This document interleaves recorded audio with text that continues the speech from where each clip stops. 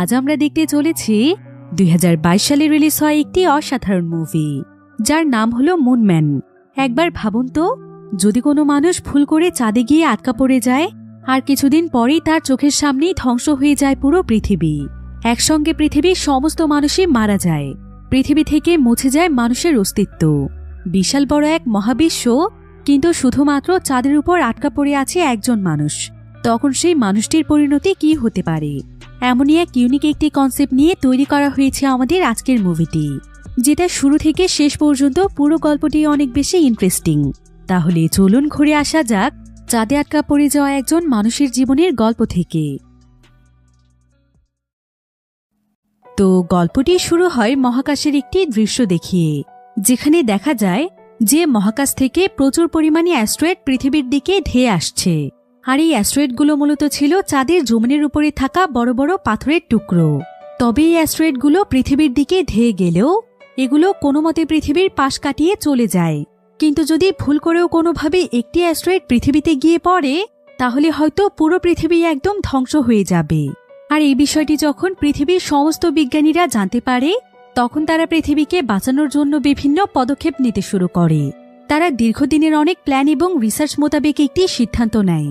সেটা হলো চাঁদের উপরে তারা একটি প্রজেক্ট তৈরি করবে, অর্থাৎ সেখানে তারা বিশাল বড় একটি বেস বানাবে, যেখানে তারা প্রচুর পরিমাণে শক্তিশালী রকেট সেট করে রাখবে, যেগুলো মূলত চলবে সেন্সরের মাধ্যমে। ফলে যখনই কোনো অ্যাস্ট্রয়েড পৃথিবীর দিকে যাবে, তখনই সেন্সরের মাধ্যমে রকেট সেটা বুঝে ফেলবে আর সঙ্গে সঙ্গে শেষে অ্যাস্ট্রয়েডগুলোকে ধ্বংস করে দেবে। সেই সাথে চাঁদের যেই অংশ থেকে অ্যাস্ট্রয়েডগুলো ভেঙে ভেঙে পড়ছে, তারা বড় একটি বিস্ফোরণের মাধ্যমে সেই অংশটিকেই গায়েব করে ফেলবে। অর্থাৎ সেখানে তারা বিশাল বড় একটি বেস বানাবে, যেগুলোর মধ্যে থাকবে নিউক্লিয়ার বোম। আর এই রকেটগুলো মূলত পরিচালিত হবে সেন্সরের মাধ্যমে। তো প্ল্যান মোতাবেক পৃথিবীর সমস্ত বিজ্ঞানীরা মিলে চাঁদের উপর সেই বিশাল বড় বেসটি তৈরি করে ফেলে, যেটা করতে প্রায় বেশ কয়েক বছর সময় লেগে যায়। এরপর অনেক রিসার্চ করে নিউক্লিয়ার রকেটও তৈরি করে ফেলা হয়।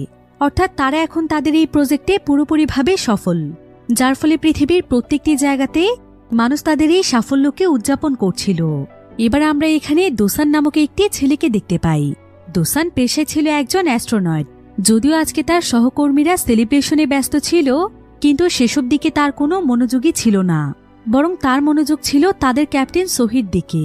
আসলে দোসান সোহিকে অনেকদিন যাবৎ ভালোবাসে, কিন্তু সোহি এত পরিমাণ রাগী প্রকৃতির মানুষ ছিল যে দোসান তাকে কোনোদিন তার মনের কথা বলার সাহস পায়নি। দোসান ছিল খুবই মজার একজন মানুষ, সে তার কাজের প্রতিও অনেক মনোযোগী ছিল। কিন্তু সোহি যখনই তার সামনে চলে আসে, তখনই যেন তার সবকিছুই উল্টো পাল্টা হয়ে যায়। তার তো ইচ্ছে করে সারাদিন সোহিকেই দেখতে, তাই সোহির সামনে আসলে তার কাজগুলো উল্টো পাল্টা হয়ে যায়। আর আজকেও যখন দোসানের সঙ্গে এমনটাই ঘটে, সোহি তখন দোসানের উপর প্রচন্ড রেগে যায়। আর সে দোসানের উপর অনেক রাগারাগি করে তাকে বলে যে তাকে তার কাজে আরো বেশি মনোযোগী হতে হবে, আর যদি সে এমনটা না করে তাহলে সে তাকে তাদের টিম থেকেই বের করে দেবে। তো এবার চায়না থেকে কয়েকটি স্পেসশিপ চাঁদের সেই বেসের মধ্যে কাজ করতে যায়, যেখানে প্রায় অনেকজন অ্যাস্ট্রোনয়েডেরা ছিল, আর তাদের মধ্যে দোসান এবং সোহিও রয়েছে। তো এখানকার বেসের মধ্যে দোসান তার রুমের মধ্যে এসে বিভিন্ন টেকনিক বের করছিল, যে কিভাবে সে সোহিকে তার মনের কথা বলবে। তো এভাবেই সেখানে তাদের দিন কাটছিল। আর যখন সেই বেসে তাদের সমস্ত কাজ সম্পন্ন হয়ে যায়, তখন তারা সবাই মিলে আবারও পৃথিবীতে ফেরার প্রস্তুতি নিচ্ছিল। তবে দোসান চাইছিল যে এখানেই সোহিকে প্রপোজ করতে, কারণ তারা এখন চাঁদের উপর রয়েছে। আর এখানে সোহিকে প্রপোজ করলে সোহি যদি রাজি হয়ে যায়, তাহলে তাদের এই ভালোবাসার মুহূর্তটি চিরদিনের জন্য স্মরণীয় হয়ে থাকবে। অন্যদিকে আমরা জু নামক একজন অ্যাস্ট্রোনয়েটকে দেখতে পাই, যে কিনা প্রচন্ড আতঙ্কিত হয়ে ক্যাপ্টেন সোহির কাছে আসে। আর সে ক্যাপ্টেন সোহিকে জানায় যে এখানে তাদের অনেক বড় একটি বিপদ আসতে চলেছে, তাই যত তাড়াতাড়ি সম্ভব তাদেরকে এখান থেকে পৃথিবীতে ফিরতে হবে।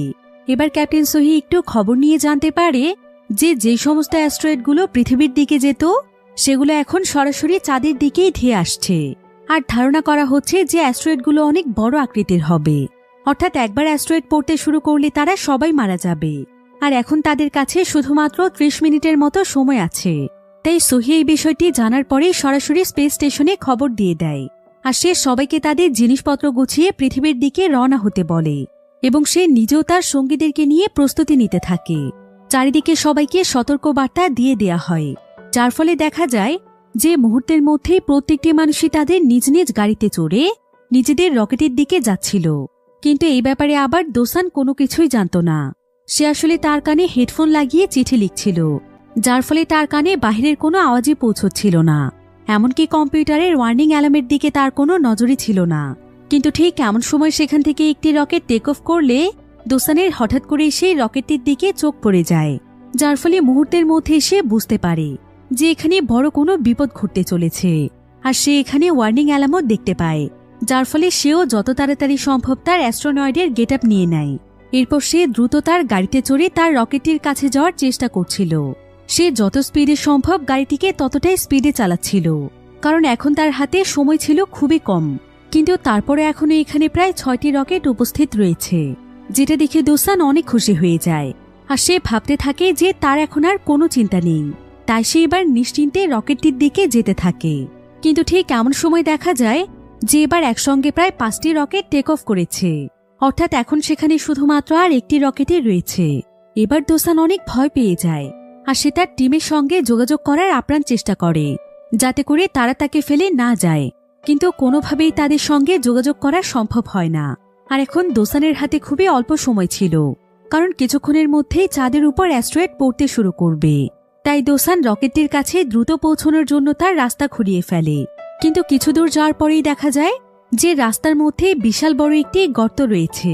কিন্তু দোসান তার গাড়িটিকে নিয়ন্ত্রণের আগে গাড়িটি সেই গর্তর মধ্যে পড়ে যায়। আর সেই গর্ত থেকে উঠতে উঠতেই দোসানের অনেকটা সময় লেগে যায়।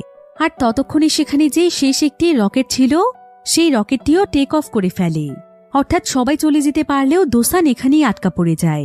আর ঠিক এমন সময় দেখা যায় যে দেখতে দেখতেই চাঁদের উপরে বিশাল বড় বড় অ্যাস্ট্রয়েড পড়তে শুরু করে। আর অ্যাস্ট্রয়েডের পরিমাণও ছিল একদম বৃষ্টির পানির ফোঁটার মতো।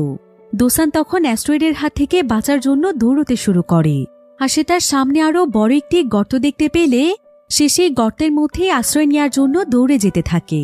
কিন্তু ঠিক তখনই সেই গর্তের ভেতরে অনেক বড় একটি অ্যাস্ট্রয়েড এসে পড়ে। ফলে দোসান সেখান থেকে ছিটকে অন্য একটি জায়গাতে পড়ে অজ্ঞান হয়ে যায়। এবার প্রায় বেশ কয়েক ঘন্টা পর তার জ্ঞান ফিরে আসে। দোসান দেখতে পায় যে এখন অ্যাস্ট্রয়েড পড়া বন্ধ হয়ে গিয়েছে, আর সে কোনো মতে বেঁচে গিয়েছে, যার ফলে সে অনেক খুশি হয়ে যায়। এরপর সে চাঁদের উপর থেকে যখন পৃথিবীর দিকে তাকায় তখন তার কাছে পৃথিবীর দূরত্ব অনেক কাছের মনে হয়। এরপর সে খুশি হয়ে নিজে নিজেই বলতে থাকে যে সে তো এখন পৃথিবীর একদম কাছেই রয়েছে, তাই তাকে খোঁজাটা খুব একটা কঠিন হবে না। এসব ভেবে সে যখনই খুশি হচ্ছিল ঠিক তখনই সে আকাশে বিশাল বড় আরো একটি অ্যাস্ট্রয়েড দেখতে পায়, যেটা কিনা সঙ্গে সঙ্গে গিয়ে পৃথিবীর উপর পড়ে। আর সেখানে বিশাল বড় এক বিস্ফোরণ ঘটে, যার ফলে পুরো পৃথিবী একদম ধ্বংস হয়ে যায়। যেটা দেখে দোসান বুঝতে পারে যে পৃথিবীর সমস্ত মানুষই হয়তো এখন মারা যাবে, পৃথিবীতে আর কোনো মানুষের অস্তিত্বও থাকবে না। এতে দোসান অনেক ভয় পেয়ে যায়, আর সে সকলের জন্য অনেক দুশ্চিন্তায় পড়ে যায়। এবার সে মন খারাপ করে তাদের বেসের মধ্যে ফিরে যায়। এ ঘটনার পর প্রায় 6 মাস সময় পার হয়ে যায়। এখানে আমরা দোসানকে দেখতে পাই। দোসানের অবস্থা এখন অনেক খারাপ হয়ে গিয়েছে। সে দিনরাত না খেয়ে না ঘুমিয়ে পৃথিবীতে যোগাযোগের চেষ্টা করছে, কিন্তু এই 6টি মাসের মধ্যে সে একবারও কারোর সঙ্গে যোগাযোগ করতে পারেনি। এমনকি সে বারবার সিগন্যাল পাঠানোর পরও কোনো রেসপন্সও পায়নি, যার ফলে দোসান এখন পুরোপুরিভাবে শিওর হয়ে যায় যে পৃথিবীতে এখন আর কোনো মানুষই বেঁচে নেই। পুরো মহাবিশ্বে হয়তো সে একাই সার্ভাইভ করছে। তাই সে আর কোনো চেষ্টা না করে বাস্তবতাকে মেনে নেয়, কারণ সে বুঝে গিয়েছিল যে তাকে এখানেই মরতে হবে। এ কারণে সে এখন যতদিন বেঁচে থাকবে ততদিন সে ঠিক সেই কাজগুলোই করবে যেগুলো সে চেয়েও করতে পারেনি। অর্থাৎ সে তার মনের ছোট ছোট ইচ্ছেগুলো পূরণ করবে। তবে সৌভাগ্যবশত এখানে তার কাছে প্রচুর পরিমাণে খাবার এবং পানি ছিল, কারণ এখানে প্রায় কয়েক বছরের অ্যাস্ট্রোনটদের জন্য খাবার মজুদ আছে, যেগুলোর মাধ্যমে দোসান অনায়াসে সার্ভাইভ করতে পারবে। তো দোসান এবার পৃথিবীর সেই সমস্ত মানুষদের জন্য শ্রদ্ধাঞ্জলি দেয় যারা কিনা মারা গিয়েছে। এরপর সে লেগে পড়ে তার ইচ্ছে পূরণের কাজে, যেগুলোর মধ্যে তার প্রথম ইচ্ছেই ছিল ক্যাপ্টেন সোহির রুমে যাওয়া। সে আসলে মৃত্যুর আগে তার ভালোবাসার মানুষের রুমটি দেখতে চায়, কারণ সে তো এখন চাইলেই আর সোহিকে দেখতে পারবে না। তাই সে ক্যাপ্টেন সোহির রুমে যাওয়ার অনেক চেষ্টা করছিল। তবে রুমটিতে যাওয়ার জন্য পাসওয়ার্ড দিতে হয়, কিন্তু পাসওয়ার্ড তো সে জানত না। তাই সে বেশ কিছুক্ষণ ভুলভাল পাসওয়ার্ড দিয়ে ক্লান্ত হয়ে পড়ে। আর সোহির রুমের দরজা না খোলায় তার একদম মন খারাপ হয়ে যায়।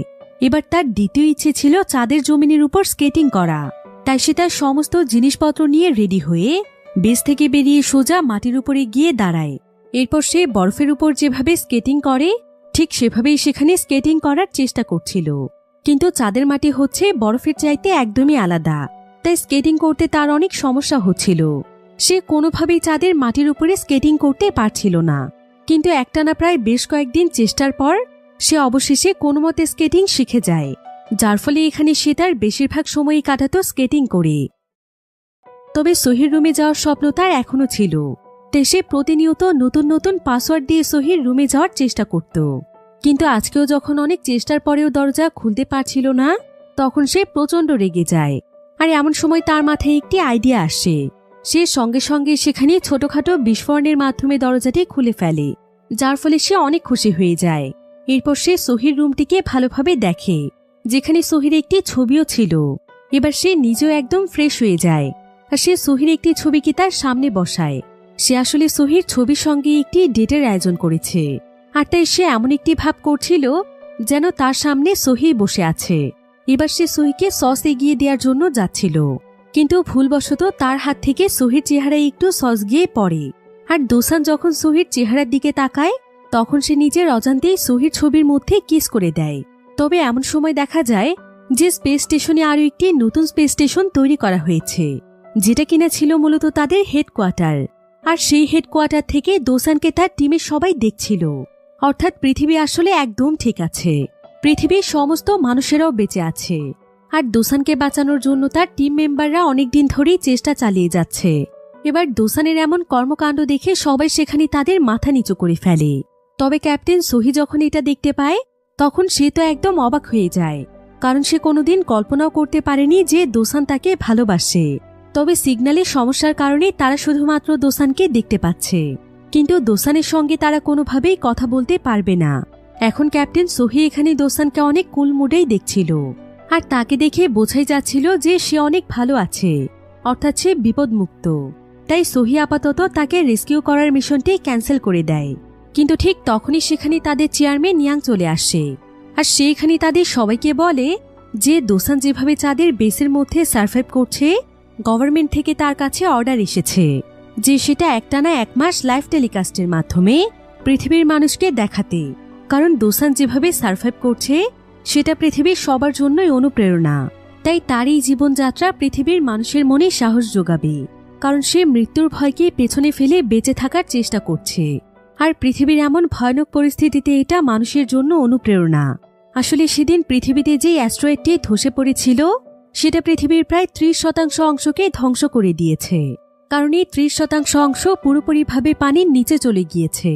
আর এর ফলে পৃথিবীর অনেক মানুষ মারাও গিয়েছে। কিন্তু এখন যেই সমস্ত মানুষেরা বেঁচে আছে, তারা খুবই কষ্টে তাদের জীবন পার করছে। এমনকি এই ভয়ানক ক্ষতির সম্মুখীন পুরো পৃথিবীর মানুষই হয়েছে। তাই তাদেরকে নতুনভাবে বাঁচার অনুপ্রেরণা দেওয়ার জন্য গভর্নমেন্ট দোসানকে লাইভ টেলিকাস্টের মাধ্যমে সকলকে দেখাতে বলেছে। কারণ দোসান যদি একাই মৃত্যুকে ভুলে গিয়ে সার্ভাইভ করতে পারে, তাহলে পৃথিবীতে তো তারা সবাই একসঙ্গে সার্ভাইভ করছে। কিন্তু অ্যাস্ট্রোনয়েডদের টিমের মধ্যে জু নামক যে ব্যক্তিটি ছিল, সেখানে সবাইকে বলে যে দোসান মানুষের মনে অনুপ্রেরণা দেওয়ার মতো মানুষই নয়, তাকে এই কাজের জন্য বিশ্বাস করাটা ঠিক হবে না, কারণ সে যে কোনো সময় যে কোনো উল্টোপাল্টা কাজ করে ফেলতে পারে। তবে এমন সময় ক্যাপ্টেন সোহি তাদের সবাইকে বলে যে দুশ্চিন্তার কোনো কারণ নেই। যেহেতু দোসানের কোনো আওয়াজ তারা শুনতে পাচ্ছে না, তাই তারা সিদ্ধান্ত নিয়েছে যে তারা দোসানের ভিডিওটিকে ডাবিং করবে। আর এভাবে ডাবিং করেই তারা যে কোনো সময় মানুষকে যে কোনো মেসেজ দিতে পারবে। এবার ক্যাপ্টেন সোহি প্রেস কনফারেন্সের মাধ্যমে পৃথিবীর মানুষকে দোসানকে নিয়ে লেখা কিছু মিথ্যে মিথ্যে গল্প মানুষকে শোনায়, যেটা কিনা মানুষের মনে অনুপ্রেরণা দেবে। তাই সোহি তখন লাইভ স্ট্রিমে গিয়ে পৃথিবীর সমস্ত মানুষের উদ্দেশ্যে বলে যে চাঁদে পৌঁছানোর পর তাদেরই একজন অ্যাস্ট্রোনয়েট অনেক বিপদে পড়ে যায়। তাই দোসান তখন নিজের জীবনের কথা চিন্তা না করে সে নিজে তার গাড়িতে চড়ে সেই অ্যাস্ট্রোনয়েটকে বাঁচাতে যায়, আর সে তার জীবনের ঝুঁকি নিয়ে তাকে বাঁচায়। শুধু তাই নয়, একবার সে সাধারণ একজন ক্রু মেম্বারকে বাঁচানোর জন্য রকেটের মধ্যে নিজের সিটও ছেড়ে দিয়েছিল।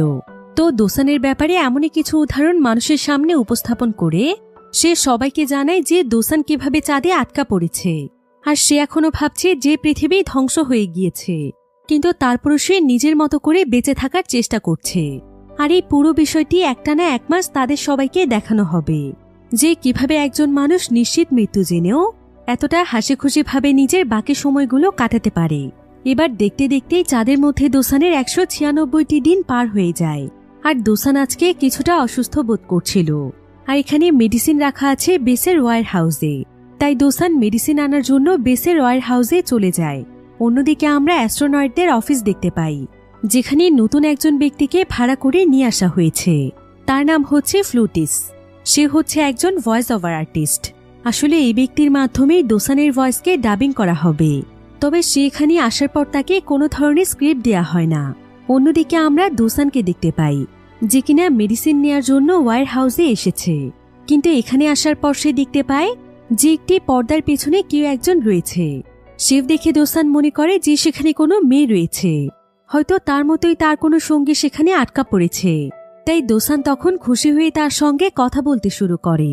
সে তার কাছে জানতে চায় যে সে কিভাবে এখানে আটকা পড়েছে আর এতদিন সে কোথায় বা লুকিয়েছিল। কিন্তু দোসানের সঙ্গে সে কোনো কথাই বলছিল না।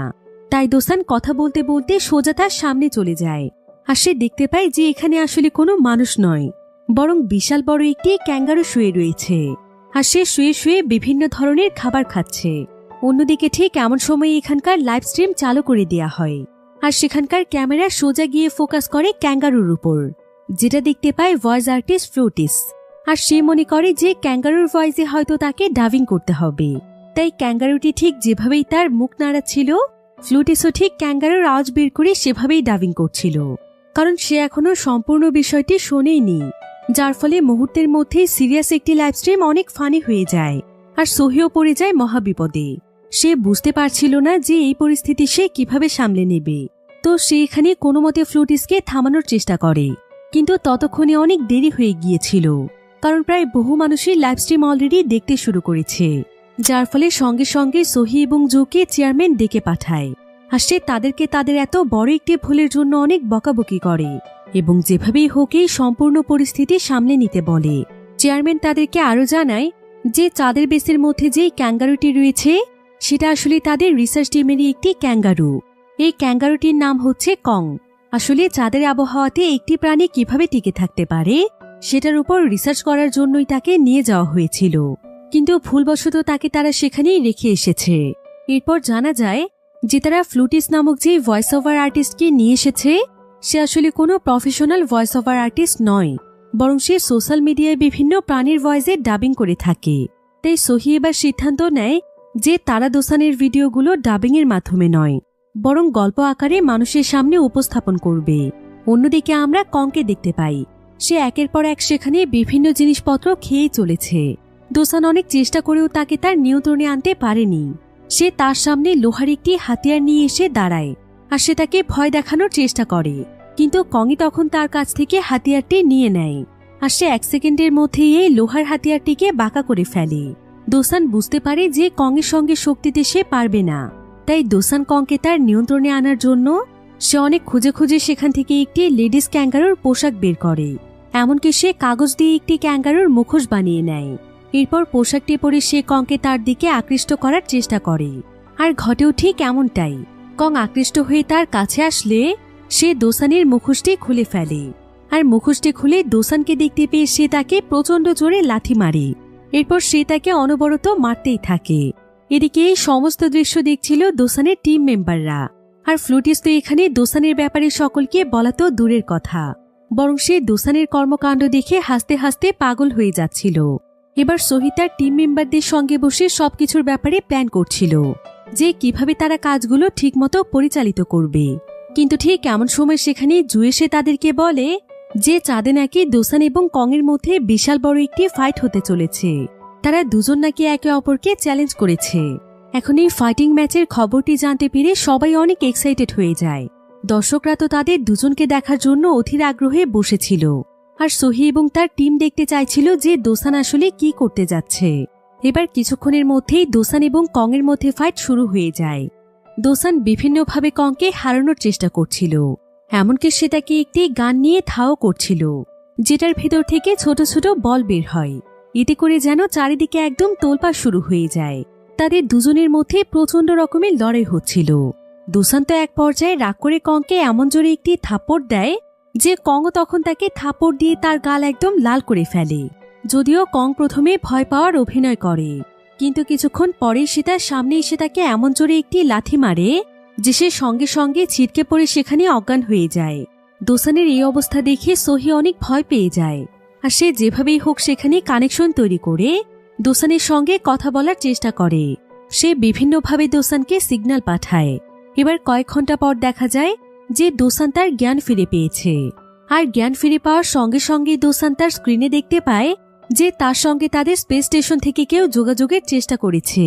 অর্থাৎ পৃথিবী তাহলে ধ্বংস হয়ে যায়নি, মানুষ এখনো বেঁচে আছে, যেটা দেখে সে প্রচন্ড খুশি হয়ে যায়।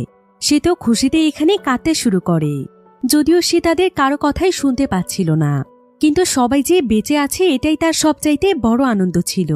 কিন্তু অন্যদিকে সোহি এবং তার টিমেরা যখন এটা দেখতে পায় তখন তারা একদম অবাক হয়ে যায়, কারণ তাদের কোনো সিগন্যাল এখনো সেখানে পৌঁছয়নি।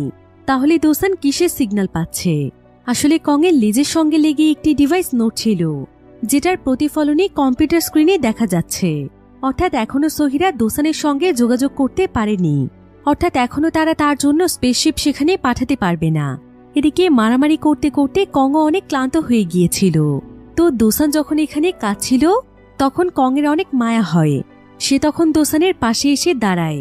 দোসান তখন তাকে কাঁদতে কাঁদতে ইশারা দিয়ে দেখিয়ে বলে যে পৃথিবী থেকে সিগন্যাল পাওয়া যাচ্ছে, খুব শীঘ্রই তারা দুজন পৃথিবীতে ফিরতে পারবে, তাদের আর কষ্ট করে এখানে থাকতে হবে না। যেটা শুনে কংও অনেক খুশি হয়। এভাবেই তাদের দুজনের মধ্যে বন্ধুত্ব হয়ে যায়। কিন্তু তারপরও কং এখানে মজা করে তাকে আরো একবার থাপ্পড় দেয়। এভাবেই দেখতে দেখতেই আরো বেশ কয়েক মাস সময় পার হয়ে যায়। এখন প্রায় সর্বমোট 224তম দিন পার হয়ে গিয়েছে, কিন্তু এখনো তাদেরকে উদ্ধার করতে কোনো স্পেসশিপ এখানে আসেনি। কিন্তু দোসান এখনো হাল ছেড়ে দেয়নি। সে কংয়ের সঙ্গে এখন অনেক ভালোভাবে থাকতে শিখেছে। কং এবং সে এখন একে অপরের অনেক ভালো বন্ধু, তাই দোসানের আগের মতো একা একা লাগে না। কংয়ের সঙ্গে গল্প করতে করতেই তার অনেকটা সময় পার হয়ে যায়। তবে এতগুলো দিন পার হয়ে যাওয়ার পরও যখন কেউ তাদেরকে সাহায্য করতে আসে না, তখন দোসান কাংকে নিয়ে তার গাড়িতে করে একটি জায়গার উদ্দেশ্যে রওনা হয়, যেটা কিনা চাঁদের একদম শেষ প্রান্তে ছিল। কারণ এতদিনে সে একটি প্ল্যানও তৈরি করে ফেলেছে যে সে কিভাবে পৃথিবীতে ফিরে যাবে।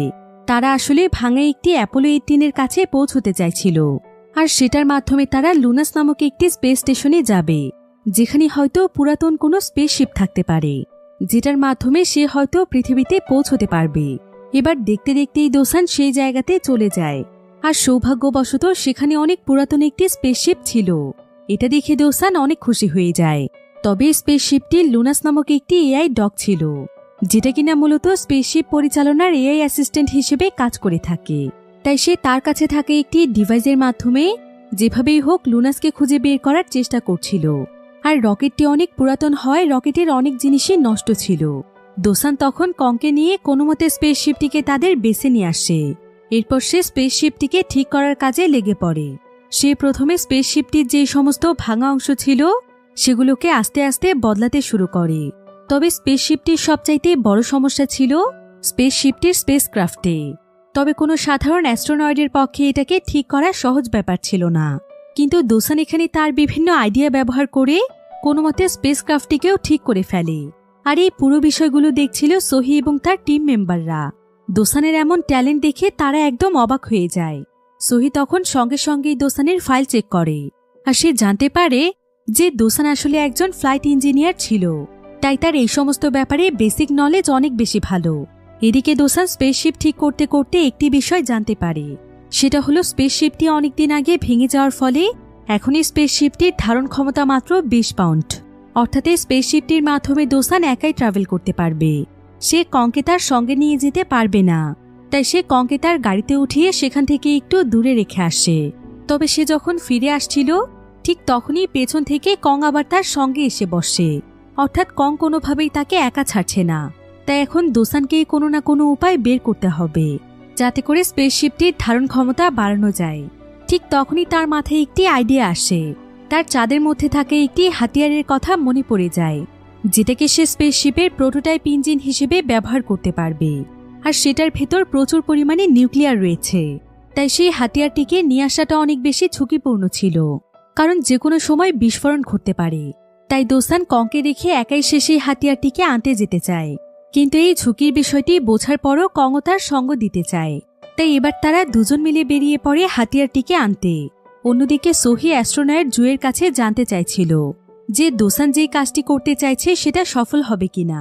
অ্যাস্ট্রোনয়েট জু তখন তাকে জানায় যে দোসানের পরিকল্পনা একদম ঠিক আছে, কিন্তু সেই হাতিয়ারটিকে অবশ্যই সূর্য ডোবার পূর্বেই নিয়ে যেতে হবে, তা নাহলে পরবর্তীতে সে সেটাকে আর নিয়ে যেতে পারবে না। কারণ সে যে গাড়িটি ব্যবহার করছে সেটা শুধুমাত্র সূর্যের আলোর কারণেই চলছে। এরপর তারা সবাই রিসার্চ করে জানতে পারে যে চাঁদের একদিনের সমান হচ্ছে পৃথিবীর 14 দিন। অর্থাৎ পৃথিবীতে যে জায়গাতে পৌঁছতে একদিনের সময় লাগে সেখানে চাঁদের সময় লাগবে প্রায় 14 দিন। তার মানে সূর্য একবার ডুবে গেলে দোসান যদি তার বেসে পৌঁছতে না পারে তাহলে তাকে প্রায় 14 দিন একটি জায়গাতেই আটকা পড়ে থাকতে হবে। অর্থাৎ যতক্ষণ আবারও সূর্য না উঠছে ততক্ষণ তাকে সেখানেই থাকতে হবে। যেটা জানতে পেরে তারা সবাই অনেক দুশ্চিন্তায় পড়ে যায়, কারণ সেই প্রোটোকল টাইপ হাতিয়ারটি অনেক বেশি দূরে ছিল। তবে দোসানরা যখন কিছুটা রাস্তা পার হয়ে যায় ঠিক তখনই সূর্য ডুবতে শুরু করে। তবে এখানে ঘটে একটি অবাক করা ঘটনা। দেখা যায় যে এখান থেকে দোসান উল্টো রাস্তায় যেতে শুরু করেছে। অর্থাৎ সূর্য যেদিকে যাচ্ছে সেদিকে দোসান যাচ্ছে। দোসানের এমন কাণ্ড দেখে সোহি বুঝতে পারে যে দোসান আসলে সূর্যের পিছু করতে করতেই প্রোটোকল নিয়ে তার বেসে পৌঁছবে।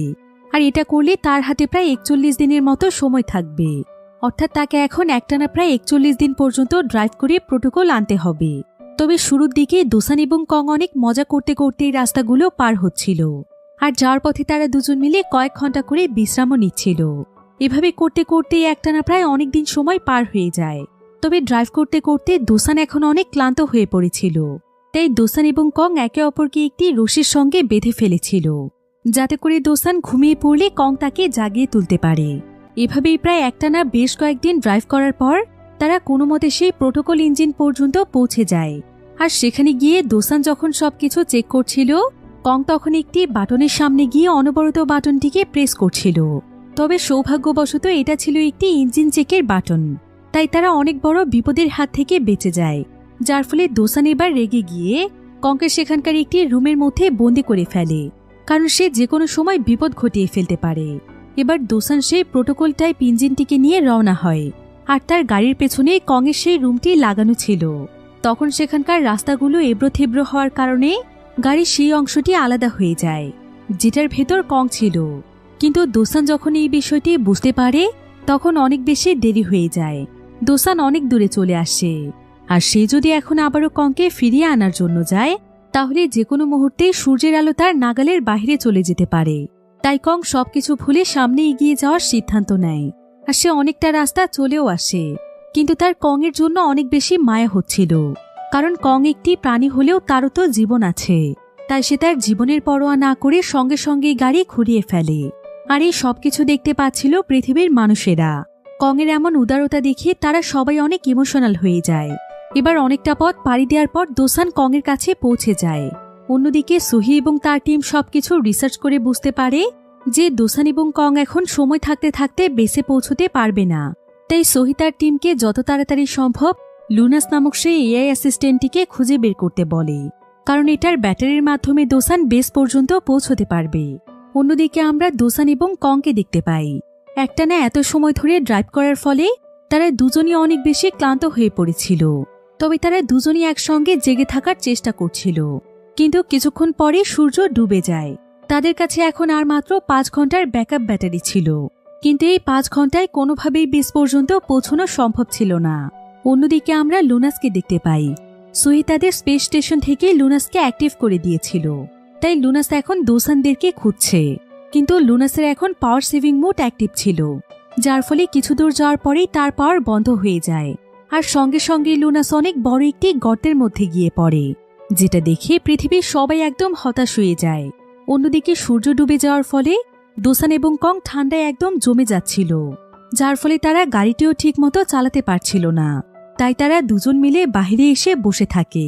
তাদের কাছে এখন আর মাত্র 3 ঘন্টার অক্সিজেন ছিল। তবে দোসান কংয়ের সঙ্গে গল্প করতে করতে তার মনোযোগ অন্যদিকে রাখার চেষ্টা করছিল, যাতে করে ঠান্ডা একটু কম মনে হয়। তবে কিছুক্ষণ পর দোসান দেখতে পায় যে কং সেখানে একটি রিফ্লেকশন দেখতে পেয়ে সেটার পিছু করছে। আর এটা দেখে দোসানের মাথায় অনেক ভালো একটি আইডিয়া চলে আসে।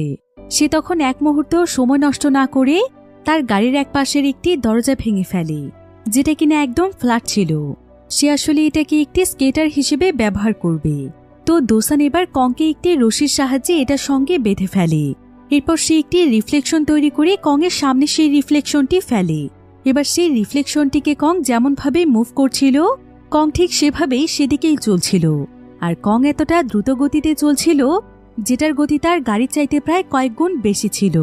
তাই মুহূর্তের মধ্যেই তারা মাইলের পর মাইল রাস্তা পার হচ্ছিল। কিন্তু অনেকটা রাস্তা পার হয়ে যাওয়ার পর তারা এমন একটি জায়গাতে চলে আসে যেখানে বিশাল বড় একটি গর্ত ছিল। আর এই গর্ত পার হওয়া কং এর পক্ষে কোনোভাবেই সম্ভব নয়। তবে দোসানের কাছে আরও একটি প্ল্যান রয়েছে। আসলে তার কাছে দুটো গ্যাস ট্যাঙ্ক ছিল। তাই দোসান এখানে কংকে ভয় না পেয়ে গর্তে ঝাঁপ দিতে বলে। আর কংও যখন এমনটা করে তখন দোসান তার সেই গ্যাস ট্যাঙ্ক দুটোকে খুলে দেয়, যার ফলে সেই গ্যাসের প্রেসারেই তারা হিরোর মতো উঠতে থাকে। তারা দুজন মিলে যেন সুপারম্যানের মতো সেই গর্ত পার হয়ে যায়। আর পৃথিবীর মানুষেরা দোসানের এই সফলতা সেলিব্রেট করতে থাকে। তারা সবাই মিলে দোসানের জন্য অনেক খুশি ছিল। এমনকি দোসানের এমন বুদ্ধি এবং সাহসিকতার জন্য বিভিন্ন দেশ থেকে দোসানের জন্য সম্মাননা এবং পুরস্কার আসছিল। অন্যদিকে অনেক চেষ্টার পরে দোসান এবং কং কোনো মতে সে নিউক্লিয়ার বোম এবং প্রোটোকল ইঞ্জিনকে তাদের বেসে নিয়ে আসে। অন্যদিকে আমরা সহিকে দেখতে পাই। সহি এখানে তাদের চেয়ারম্যানকে জানায় যে আর মাত্র 3 মাসের মধ্যে তাদের সমস্ত কমিউনিকেশন ঠিক হয়ে যাবে। আর তখন তারা সরাসরি দোসানের সঙ্গে যোগাযোগও করতে পারবে। এমনকি দোসানকে ফিরিয়ে আনার জন্য তারা স্পেসশিপও পাঠাতে পারবে। অর্থাৎ আস্তে আস্তে প্রায় সবকিছুই ঠিক হয়ে যাচ্ছিল। আর দোসানও এখন অনেক খুশি ছিল, কারণ সে এখন প্রোটোকল ইঞ্জিনকে কাজে লাগিয়ে কংকে নিয়ে পৃথিবীর দিকে ফিরবে। কিন্তু মহাকাশের আরও একটি ভয়ানক বিষয় সম্পর্কে কেউ এখনো জানত না। সেটা হলো পৃথিবীর দিকে এখনো অনেক বড় একটি অ্যাস্ট্রয়েড ধেয়ে আসছে, যেটার আকৃতি এতটাই বড় ছিল যে এটা চাঁদসহ পৃথিবীকেও ধ্বংস করে দিতে পারে। আর এই অ্যাস্ট্রয়েডটির নাম হচ্ছে পাই। অন্যদিকে দোসান মনের আনন্দে কংয়ের সঙ্গে খেলছিল, কিন্তু কিছুক্ষণ পরেই সে দেখতে পায় যে কং সেখানকার কয়েকটি তার নাড়ছে, যার ফলে তার কম্পিউটার স্ক্রিনে কিছু সিগন্যাল দেখা যাচ্ছে। আর এটা দেখে কং বুঝতে পারে যে আগেরবারও হয়তো সে সিগন্যাল কংয়ের কারণেই দেখতে পেয়েছিল, যার ফলে দোসানের অনেক মন খারাপ হয়ে যায়। তার আবারও মনে হয় যে পৃথিবীতে তাহলে হয়তো আর কেউ বেঁচে নেই। অন্যদিকে সহি এবং তার টিম মিলে এবার পুরো দমে কাজ শুরু করে দিয়েছে, যাতে করে যত তাড়াতাড়ি সম্ভব কমিউনিকেশন লাইন ঠিক করা যায়। এদিকে দোসান এখন অনেক বেশি ডিপ্রেসড হয়ে গিয়েছিল। তাই সে এবার কংয়ের জন্য সেখানে একটি মেয়ে ক্যাঙ্গারুর স্ট্যাচু তৈরি করে দেয়। আর সে কংকে বেসের মধ্যে রেখে বাহিরে চলে আসে। দোসান আসলে আত্মহত্যা করার সিদ্ধান্ত নিয়েছে।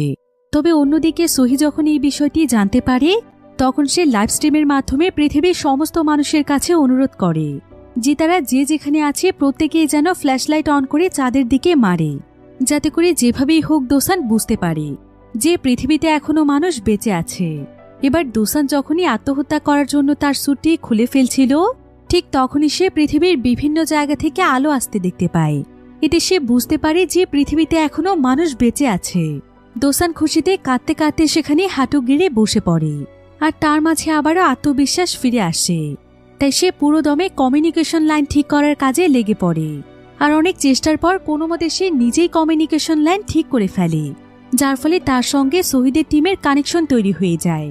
দোসান তাদের সবাইকে দেখে অনেক ইমোশনাল হয়ে যায়। তারা দোসানের সঙ্গে আরো অনেক কথা বলার চেষ্টা করে, কিন্তু দোসানের মুখ দিয়ে কোনো কথাই বের হচ্ছিল না। তাই তারা সবাই সহিকে দোসানের সামনে নিয়ে আসে। আর সহি যখন দোসানকে হ্যালো বলে তখন দোসান তার সঙ্গে কথা বলতে শুরু করে। এবার সহির পুরো টিম এবং দোসান মিলে তাদের কাজ শুরু করে দেয়। আর খুব অল্প সময়ের মধ্যেই সহির ইনস্ট্রাকশনের মাধ্যমে দোসান তার স্পেসশিপটিকে পুরোপুরিভাবে তৈরি করে ফেলে। আর সে পৃথিবীতে ফেরার জন্য একদম প্রস্তুত হয়ে যায়। এবার সেদিন রাতের বেলা দোসান সহির সঙ্গে কথা বলার সুযোগ পায়। দোসান তখন সহিকে বলে, আমি এখানে কি কি করেছি তুমি তো সেগুলো সব দেখেছ, আর এটাও জেনে গিয়েছ যে আমি তোমাকে ভালোবাসি। তাই আমি আর তোমার কাছ থেকে কিছু লুকোবো না। আসলে আমি অ্যাস্ট্রয়েডদের গ্রুপে জয়েন করেছিলাম শুধুমাত্র তোমার জন্য। আমি প্রথমে একজন ফ্লাইট ইঞ্জিনিয়ার ছিলাম, কিন্তু একদিন হঠাৎ করে আমি তোমাকে দেখতে পাই। আর প্রথম দেখাতেই তোমাকে আমি এত পরিমাণ ভালোবেসে ফেলেছি যে সেদিনের পর থেকে আমার জীবন জুড়ে শুধু তুমিই আছো। তাই অনেক কষ্ট করে আমি ইঞ্জিনিয়ার সেক্টর থেকে এই সেক্টরে এসেছি। আর অনেক বেশি পরিশ্রমের পর আমি তোমার টিমে জয়েন হতে পেরেছি। তবে এটা জানতে পেরে সোহি অনেক অবাক হয়ে যায়, কারণ একটা মানুষ এতটা পাগল কিভাবে হতে পারে। কিন্তু ভেতরে ভেতরে সোহির কাছে বিষয়টি বেশ ভালো লাগে। তার মনেও দোসানের প্রতি আস্তে আস্তে ভালো লাগা তৈরি হয়ে যায়। এবার পরের দিন দোসান কংকে নিয়ে একদম পৃথিবীতে ফেরার জন্য প্রস্তুত হয়ে যায়। এমনকি তারা স্পেসশিপে উঠে স্পেসক্রাফট লঞ্চও করে দেয়, যেটা দেখে পৃথিবীর সমস্ত মানুষেরা অনেক খুশি ছিল। কারণ আজকে প্রায় 983 দিন পর তারা দুজন চাঁদ থেকে পৃথিবীতে ফিরছে, আর তারা এখন মেইন স্পেস স্টেশনে চলে এসেছে। অন্যদিকে জু একটি জরুরি মিটিংয়ের আয়োজন করে, আর সেই মিটিংয়ের মাধ্যমে সে সবাইকে জানায় যে এখন পৃথিবীতে পাই নামক অনেক ভয়ানক একটি অ্যাস্ট্রয়েড ধেয়ে আসছে, আর যদি কোনোভাবেই সেই অ্যাস্ট্রয়েডটিকে ধ্বংস করে দেওয়া না যায় তাহলে পৃথিবীকে আর কোনোভাবেই বাঁচানো সম্ভব নয়। চাঁদসহ সম্পূর্ণ পৃথিবী একদম ধ্বংস হয়ে যাবে। এটা জানতে পেরে সবাই অনেক ভয় পেয়ে যায়, আর তারা অনেক রিসার্চ এবং পরিকল্পনার মাধ্যমে অ্যাস্ট্রয়েডটিকে মহাকাশের মধ্যেই ধ্বংস করার পরিকল্পনা করতে থাকে। কিন্তু তাদের কাছে এখন একটি মাত্র উপায় ছিল, সেটা হলো দোসান নিজে। কারণ দোসানের স্পেসশিপের ইঞ্জিনটি ছিল একটি বিশাল বড় হাতিয়ার, অর্থাৎ এটা ছিল অনেক বড় একটি নিউক্লিয়ার বোম।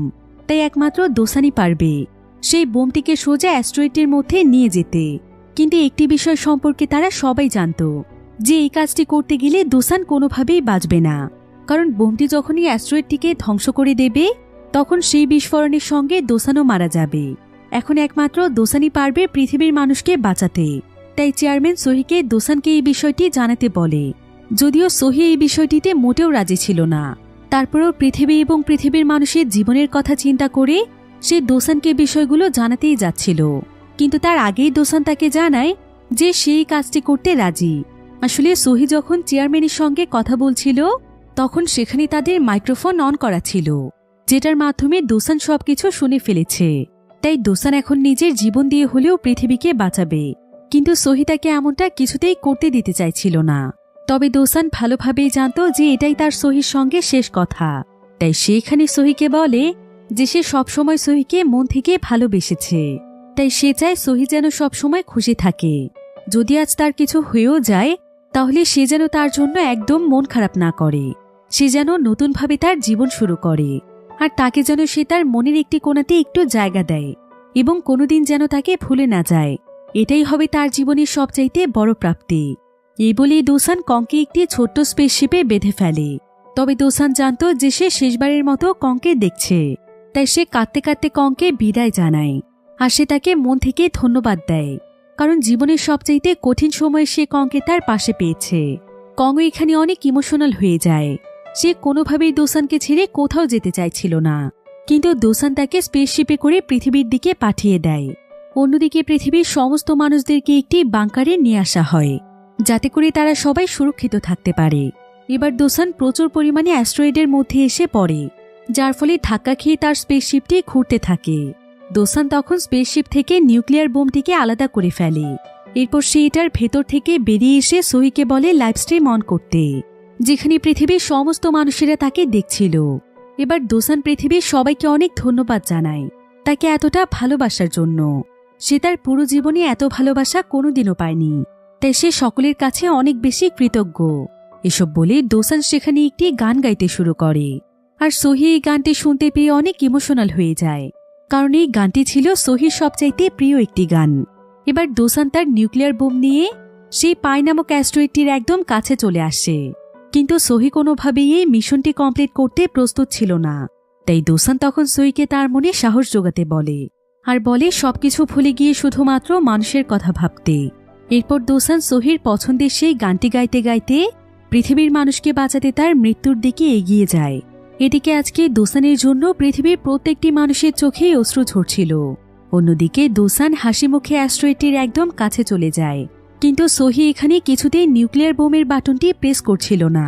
তার এখানে বারবার দোসানের সেই সমস্ত কথা মনে পড়ছিল, যে অল্প কিছু সময় দোসান তার সঙ্গে কাটিয়েছে। তবে এমন সময় দোসান সোহিকে তার দায়িত্বের কথা আবারও মনে করিয়ে দেয়, আর বলে যে সোহি যদি তাকে সত্যিই ভালোবেসে থাকে তাহলে সেই মিশনটি কমপ্লিট করবে, কারণ দোসানও মন থেকে এটাই চায়। এবার কিছুক্ষণের মধ্যেই দেখা যায় যে মহাকাশে বিশাল বড় একটি বিস্ফোরণ ঘটে। সেই পাই নামক অ্যাস্ট্রয়েডটি ছোট ছোট টুকরোতে বিভক্ত হয়ে যায়, আর এই অ্যাস্ট্রয়েডের টুকরোগুলো পৃথিবী থেকে খসে যাওয়া তারার মতো লাগছিল, যে দৃশ্য পৃথিবীর প্রত্যেকটি মানুষই দেখছিল। আর তারা দোসানের এত বড় ত্যাগ এবং সাহসিকতার জন্য প্রত্যেকেই তাকে সেলুট করছিল। এমনকি এই দৃশ্য কঙ্গো দেখছিল, অর্থাৎ কঙ্গো সুরক্ষিতভাবে পৃথিবীতে পৌঁছে গিয়েছে। এদিকে ভিড়ের মধ্যে একজন ছেলে তার ছোট বোনকে বলে যে আজকে তারা সবাই যে নতুন জীবন পেয়েছে সেটা শুধুমাত্র মুনম্যানের জন্য।